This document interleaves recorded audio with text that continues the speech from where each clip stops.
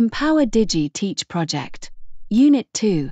Assessment with Digital Technologies. Lesson 2.1. Assessment Strategies. Hi, David. How are you doing? Hi, Emily. I am good. Thanks for asking. What have you been up to? I have recently attended a seminar giving information about the importance of digital assessment strategies on improving student learning. However, I am very confused about how to implement it in my classroom. I totally understand you, Emily. It is one thing to know what is digital assessment, and yet another thing to know how to implement it.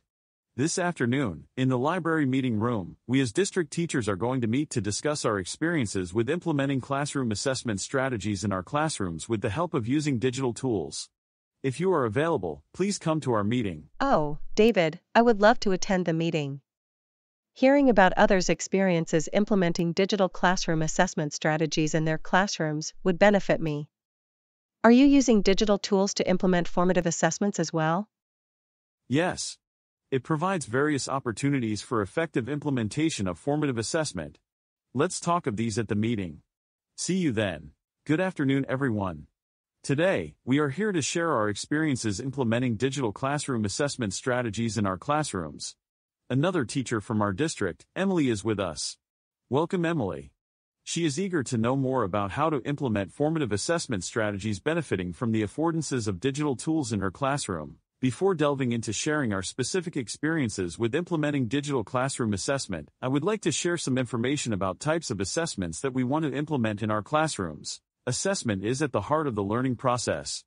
However, current practices in classrooms regarding assessing students' knowledge, skills or competencies heavily focus on traditional paper and pencil-based at the end of unit tests. Digital assessment has potential to open up new opportunities that more align with contemporary assessment methods and strategies proven to be effective in enhancing student learning. As you see in the figure, there are various assessment types that we can use in classroom teaching. The categorization of classroom assessment types in this figure is wholly dependent on your purposes. For instance, you can design a quiz where your aim is to judge how much students learn a content that you are teaching.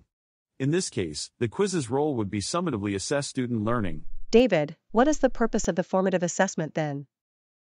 That is a great question, Emily.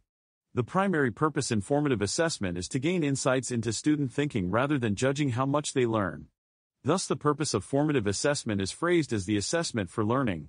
Rather, the purpose of summative assessment is phrased as the assessment of learning. In this video case, you see that the teacher is circulating around during an exam to check the students if they understand the questions correctly, because the main purpose of this teacher is to check how much of a student has understood the topic that he taught. In the second case, this time, the teacher talks with a group of students who are working on a question that they are assigned to. In this case, the teacher's aim is not to calculate how much of her students learned, rather she wants to gain deeper insights into how students frame and think about the question that they are assigned to. From what you have been describing related to classroom assessment, I understood that it is not the type of tools you are using that determines whether or not your assessment formative or summative. Rather, it is the way you use the tools for what purpose. Exactly, Karen. You framed it very well. Then question is why we bother to use digital tools for classroom assessment. Because it provides various opportunities in terms of types of content that can be used in classroom assessment, otherwise it is impossible to implement in paper and pencil-based assessments. You are right, Jenny. With the help of digital tools, it can be possible to integrate various content types into classroom assessment tasks. These content types can be classified as text-based content, visual-based content, audio-based content, and video-based content. Text-based content can include things such as articles, news, blogs, and web pages. Visual-based content can include things such as images, graphs, diagrams, drawings, maps, to name a few. Audio-based content can include things such as dialogues, podcasts, recording of natural entities, real-life conversations. Video-based content can include things such as simulations, experiment videos, case study videos, interactive videos. David, that's a lot of different content types that we can incorporate into classroom assessment. Yes, Emily. Digital assessment has opened us a lot of opportunities to incorporate into our classroom assessment tasks. This was not possible with only paper and pencil tests. What digital tools are available for incorporating such content types into classroom assessment? There are a lot of digital tools available to incorporate these various content types into classroom assessment. To name a few, here are some of the available digital tools: Formative, Socrative, Poll Everywhere, Kahoot, Padlet, Edpuzzle, and Quizzes. Formative is a versatile digital tool that enhances classroom assessments by offering a range of features specifically designed for formative assessment purposes.